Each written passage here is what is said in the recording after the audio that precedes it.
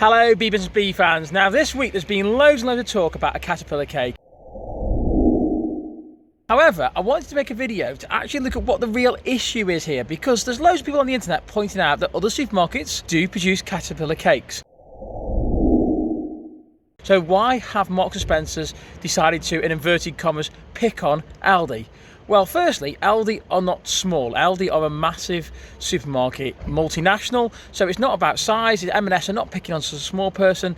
They are actually targeting Aldi because of what we're told is a trademark infringement.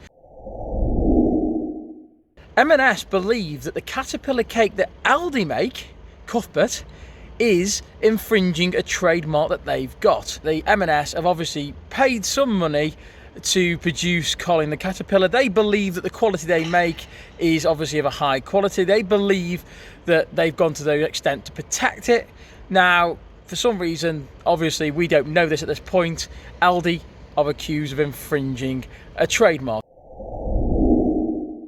Most likely it's something to do with the design, possibly the packaging, or it's something perhaps to do with the actual physical product. Maybe it's the number of feet, for example, or the way the feet are done, maybe possibly the face, for example. It's something that is obviously being developed, and that's the real issue here. So that's what we're talking about when we're in this issue here. It's not M&S picking on Aldi.